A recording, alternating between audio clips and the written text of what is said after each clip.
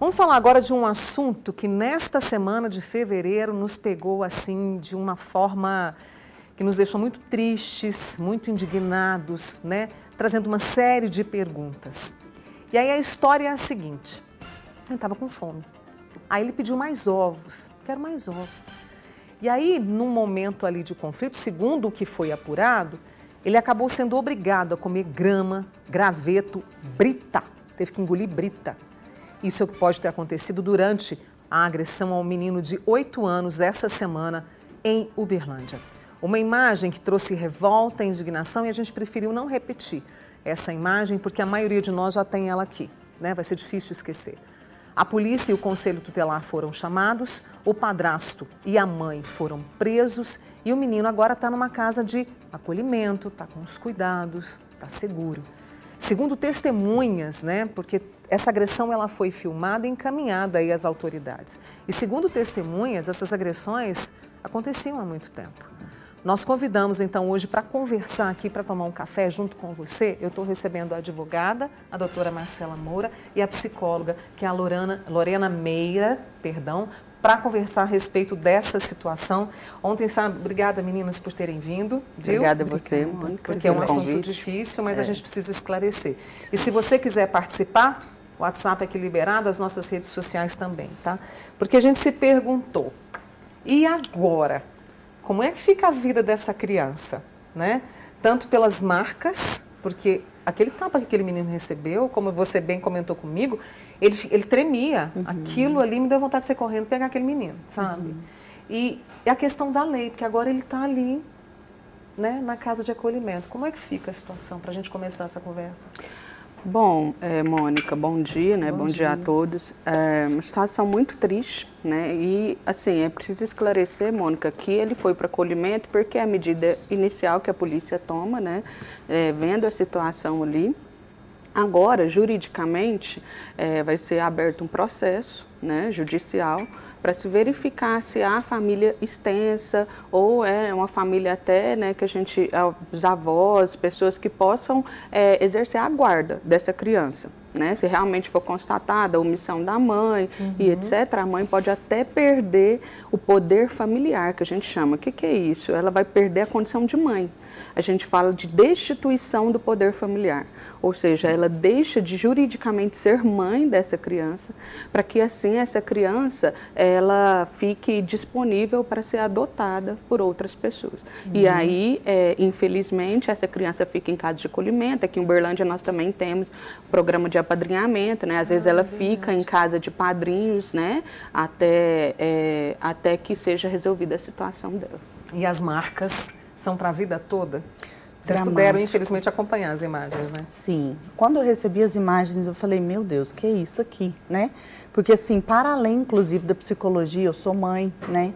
Então, a gente fica pensando, cadê a mãe na situação também, né?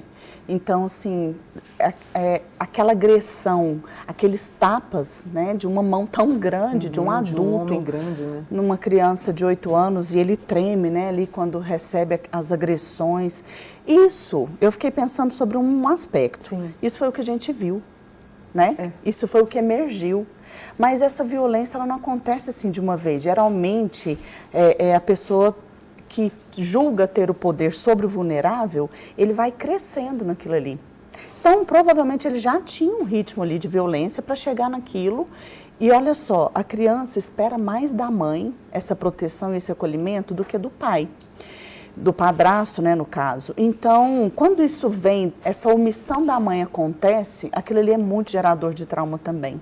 Não só o físico, mas assim, onde estava minha mãe? Cadê minha mãe que viu tudo e não fez nada? Né? Hoje ele não tem, às vezes, essa elaboração complexa, mas aquilo ali fica ressoando, né, na vida dessa criança, desse adolescente e logo mais na fase adulta. Outro aspecto importante é a questão que, por mais que ele estava ali sofrendo aquele contexto de violência, tirar ele da família também é difícil. Não é? Sim, é por isso que a gente fala que a tempo todo a justiça ela vai tentar manter ele na família natural dele, ou o que a gente chama de família extensa, né, que são os avós, a gente não tem conhecimento de quem é o pai dessa criança, né, então vai tentar, vai procurar avós, tios, quem quer que possa acolher essa criança, né, e que seja obviamente um ambiente saudável, né, Mônica, vai ser avaliado obviamente pela justiça, pela equipe interdisciplinar, mas o que a gente sabe é que muitos lares desestruturados, a única solução acaba sendo o acolhimento institucional e depois essa criança posteriormente ser encaminhada para adoção. E aí, além dessa atenção da justiça, esse trabalho social, psicossocial que tem que ser feito, porque você estava falando, né, ele foi tirado da família como se ele fosse arrancado de repente fosse para um mundo paralelo, né? E aí ele de repente se vê sozinho e rejeitado. Fala, gente, acontece isso, deslocado, inadequado. Sim. Isso vai gerando sentimento de raiva. Isso porque é uma criança de 8 anos, né? Ela estava num lar, de repente, por mais que era um lar de agressão, talvez ela ainda não tinha, como a doutora Lorena falou, ela não tinha um conhecimento de que existia um outro tipo de família ou configuração familiar diferente daquilo. Então, ela é retirada imediatamente daquilo, colocada num acolhimento institucional onde ela não conhece ninguém. Né? Depois de ter apanhado, ter sofrido a violência, ter sido forçada a comer todas aquelas coisas, né? Então, assim, são traumas muito sérios, então por isso que, como bem a doutora falou, eles vão tentar o tempo todo ver se tem alguém da própria família biológica mesmo que possa acolher. Caso não seja possível, infelizmente, Infelizmente ou felizmente. Infelizmente, né? A única solução que nós temos é o encaminhamento para acolhimento e, posteriormente, essa criança fica disponível para ser adotada. Porque são vários sentimentos que essa criança deve estar vivenciando, assim, sim, né? Sim, o medo também, insegurança de tudo. Então, a mãe que ele tinha era aquela. O padrasto que ele tinha era aquele. Então, a referência dessa criança era aquele ali. Então, assim, por mais que ele sofreu tudo aquilo ali, mas, ao mesmo tempo, nossa, eu estou sendo arrancado do meu lugar. Isso é muito ruim também, né? De acordo com essas circunstâncias. Por isso até que se preserva um pouco, né? Assim, há uma tentativa de preservar um pouco o nome, a identidade, né? Essas questões da criança, porque não é fácil também administrar. E é o que eu digo, né? Foi o que apareceu, mas e o que acontecia ali cotidianamente? Para chegar nesse ponto dos vizinhos tomar essa atitude. Então, assim, com certeza já devia ser um ambiente de agressões, de violência recorrente. E a lei garante essa denúncia, não garante? Porque a gente está vendo aquele momento de agressão, quer dizer, filmaram até para ter como prova, não é? Com certeza, para ter como prova, para instruir o processo e também para exercitar o flagrante naquele momento, né? Porque o policial chegou e prendeu o padrasto em flagrante e, verificando que a mãe estava cobertando o padrasto, também efetuou a prisão em flagrante da mãe por omissão, né? E aí a gente fica se perguntando também, daqui a pouquinho eu quero saber sobre essa questão da prisão, por quanto tempo que eles vão ficar presos. Como é que vai ser isso, esse processo todo, né? Agora, a gente se pergunta também o seguinte, o que está acontecendo com o ser humano? Até a Fátima está aqui, Mônica, eu sou mãe. A gente tem que proteger a mãe, o pai, os avós, os tios, né? É uma proteção que se tem que cercar. Vocês são mães, vocês sabem disso. O que está acontecendo com o ser humano? E a violência aumentou muito, Mônica, assim, não só contra a criança, mas assim, em geral. Mas agora tem uma questão também. As crianças estavam de férias. Então, eles estavam todos ali dentro de casa. Lembra quando veio a pandemia e todo mundo foi ficar em casa? O tanto que aumentou a agressão contra as mulheres? Então, assim, essa criança estava de férias, né? Porque agora que está acontecendo gradativamente o retorno escolar. Então, tem escolas que vão voltar dia 19 de fevereiro. Não sei qual era o caso deles, se já tinha voltado ou não, né? Mas tem essa questão. Essa idade dele, vamos falar um pouquinho da idade, dos 8 anos. Essa idade dos 8 anos, a criança já se entende como uma criança maiorzinha, né? Ele não é mais aquele bebezinho, então ele já começa a querer alguma autonomia. Então, por exemplo, o fato dele ir lá e pedir para comer mais, né? Às vezes não era só pela fome, mas é esse desejo de se colocar, né, no mundo, se colocar ali na família. E aí ele é tolhido dessa forma, né? Porque assim, é esperado dessa idade a criança se colocar mais, falar mais, o que quer, o que não quer essa roupa, em ambientes naturais, normais, saudáveis, né? Ah, eu não quero comer isso aqui eu não gosto, isso aqui eu quero. Então essas pequenas afirmações, elas vão acontecer nesse caminho de autonomia. Quando acontece uma situação dessa com esse menino, olha o tamanho do trauma, né? Da quebra ali. Nossa. Então, o que ele entende com esse recado? Não posso me colocar, não posso ter autonomia. Eu vou falar para quem, né? Porque aqueles que deveriam me ouvir não me deram voz, é ao contrário. Eu fui punido, eu fui tolhido. Então, entende o tanto que isso vai ecoar, o tanto que tem muita coisa aí para ser trabalhada. Nossa. Agora, é muito, às vezes, assim, imaturo, né? Ele não consegue ter toda essa elaboração. Ele só tem aquela marca emocional grave. Mas, no decorrer aí, nós temos as marcas, né? Não tenho dúvida, né? Eu fico imaginando assim, será esse tipo de violência, ele vai carregar isso, ele pode trazer essa violência em algum momento na vida dele. Com certeza. Não é? É algo que precisa ser trabalhado nele, né? Existem várias questões, né? Porque assim, nem sempre a pessoa que é agredida, às vezes ela reage assim, né? Porque cada um tem um contexto emocional e até de personalidade, né? Mas é muito comum, né? A gente sabe que é muito comum, porque uma violência gera a violência. Deixa eu servir um pedacinho de bolo para vocês que estão aqui comigo nessa conversa, para a gente respirar um pouquinho. E aí, doutora Marcela, eu gostaria de saber o seguinte. Eles foram presos, né, em flagrante. Ele pela agressão e ela por essa omissão. E a partir de agora, como é o processo? Ele foi indiciado pela polícia, foi preso por tortura, Mônica. Pelo que o ato foi uma tortura. Né? Eu vi entrevista com o soldado que efetuou a prisão, me falou que indiciaram ele por tortura. Agora ele vai ficar... E a mãe por omissão. Quando a gente fala dessa omissão, a mãe vai responder também por tortura. Porque é como se ela estivesse torturando também a criança. Como se ela está participante? Não é partícipe, não é bem um partícipe. A lei fala da figura que a mãe tem uma função de proteger o filho acima de qualquer coisa. A gente chama isso de garante. Então, se ela não está fazendo isso, obviamente é como se ela estivesse torturando. Então, eles vão ficar presos agora, provavelmente essa prisão em flagrante vai ser convertida em uma prisão preventiva, né? E vão responder o processo. Pode ser que sejam soltos durante o processo, aí a gente conhece. Até que haja ou não a condenação. Acredito pelos elementos probatórios, a quantidade de testemunhas, que haja de fato uma condenação. E a mãe sendo condenada, não tem como mais ela exercer a guarda dessa criança. Né? E aí, posteriormente, pode ser até que isso leve à perda da que a gente falou lá no comecinho do poder familiar, que é o poder de mãe, verificado que essa criança já estava exposta aí numa situação de vulnerabilidade há muito tempo. Né? Estamos despreparados quando a questão é assumir essa responsabilidade de ter filhos e saber que não é fácil? Desculpem a pergunta, mas é o que me vem. Porque eu não faço a menor ideia, mas sei que, né, a responsabilidade de você ter um filho e de ir criando, estamos despreparados? Então, algumas pessoas estão despreparadas? Isso é uma reflexão mesmo, profunda, Mônica, porque você sabe que a sociedade brasileira está mudando muito, né? Então, nós vamos envelhecendo, as pessoas estão diminuindo a vontade, o desejo de ter filhos.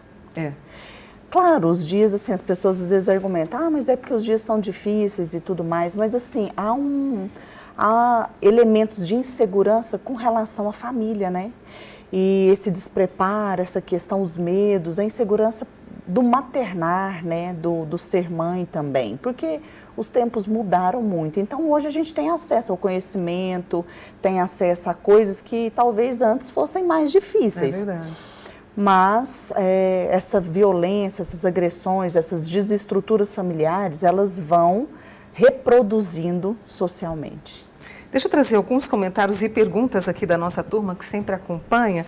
Doutora Marcela, aqui tem uma pergunta que é o seguinte. Você comentou, né, que a mãe pode perder o poder familiar, a condição de mãe. É um processo complexo e longo. Se isso não ocorrer, ela pode perder a guarda da criança, mas continuar com o vínculo para que ela pague, por exemplo, pensão a quem estiver com a guarda? Com Existe certeza. isso? Existe isso, com certeza, Mônica. Na verdade, essa obrigação da mãe, ela só vai acabar a partir do momento que houver uma sentença desvinculando ela como mãe.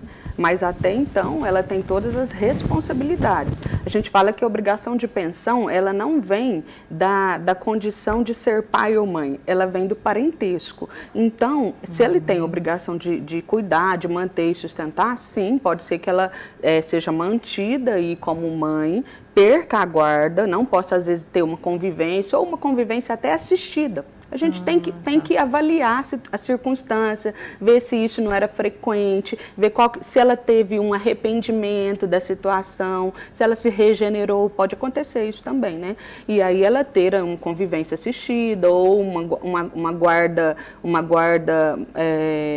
guarda monitorada até que ela possa regenerar.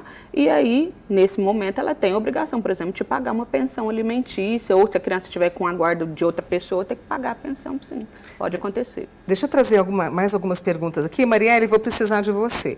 Tem uma senhora, vou preservar o nome dela, que falou que aconteceu um caso parecido com a neta dela. Eu estou lendo aqui junto com vocês. Tinha 5 anos, o conselho conversou com ela para que ela fosse até o filho, para ele pegar a guarda da neta, já que ele tem uma família estável. Ela completou 12 anos, não quis ir com ele embora para uma outra cidade, né? E voltaram a devolver para a mãe dela.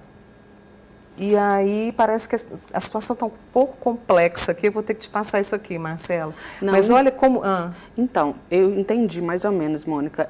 Provavelmente aconteceu de falar, de buscar a criança, e aí a criança não quis ir. E aí a criança voltou para a mãe. Porque o Estatuto da Criança e Adolescente fala que a partir dos 12 anos a criança tem autonomia para decidir com quem ela quer morar, com quem ela quer ficar, se ela quer ir para a casa do pai ou não, se ela quer visitar. Então, provavelmente isso gerou aí essa complexidade nesse caso. Porque ao mesmo tempo você julga que aquele lugar não é bom para a criança, mas a criança quer estar lá. Mas a psicóloga pode explicar melhor, a doutora Lorena pode explicar, porque esse contexto de violência, às vezes, ele é tão normal para a criança que ela não enxerga outra realidade. E, às vezes, ela não quer sair mesmo. A gente já viu isso muito em processo. Então, assim, a gente acha que o melhor é tirar a criança, mas a criança não quer, ela quer ficar lá. E é preciso escutar essa criança. Sim, porque é o ambiente que ela conhece, né? É o carinho que ela conhece, é o vínculo que ela tem. Então, é como, igual eu disse, é como se você estivesse tirando toda a estrutura dela. É escassa, é pobre, é ruim, é insegura, é instável, mas é o que ela tem. Então, isso é muito complexo também para a cabecinha da criança, sabe? Ela precisa ser ouvida, igual a gente fala, acolhida, compreendida, também nas suas questões. Ainda mais assim, né? Parece que é uma mocinha já, né? 12 anos. 12 anos, exatamente. E aí, para a gente poder fechar essa conversa tão esclarecedora, né? Todos nós precisamos participar disso, né? Cuidar melhor dessas crianças. O caminho é denunciar a polícia militar ou procurar a justiça. Alguém da família pode fazer isso. A conversa se faz importante para vocês me ajudarem a fechar essa conversa. Com certeza, Mônica. Primeira coisa, a gente como ser humano, como indivíduo, né, eu como mãe, recém-mãe, a gente tem que ter responsabilidade. A partir do momento que a gente coloca um filho no mundo, né, a nossa responsabilidade, acima de tudo, é com o bem-estar daquele filho. Acima de qualquer coisa, acima do seu bem-estar. Então, tomar cuidado com pessoas, com companheiros que a gente coloca, que a gente escolhe para estar junto, para a gente criar a nossa família e fazer a denúncia. Qualquer pessoa, familiares, vizinhos, provavelmente essa agressão já acontecia há muito tempo, porque os vizinhos estavam preparados para filmar, né, no momento. Então, do ponto de vista jurídico é esse, do ponto de vista pessoal também, essa é a minha opinião. E a educação emocional que se faz tão urgente, né, Lorena? Urgente, sim. E também observar, né, todas as vezes que for acontecer essa composição familiar, seja a mulher casar com um homem que já tenha filhos, ou o homem casar com a mulher que já tenha filhos, precisa estabelecer os limites. Exatamente. Porque se não tem limites, a coisa pode ir tomando destinos ruins, né? Chegando à violência, né? Nesse nível. Deixa eu apresentar aqui as nossas convidadas e agradecer a participação delas, a participação de vocês, né? A doutora Marcela Moura, que é a advogada, a Lorena Meira, que é psicóloga com a gente aqui. Muito obrigada pela participação de vocês aqui também, pelo nosso WhatsApp. Meninas, muito obrigada. Obrigada a você, Mônica, mais uma vez pelo convite. Obrigada, viu? bom demais estar aqui com você. Obrigada.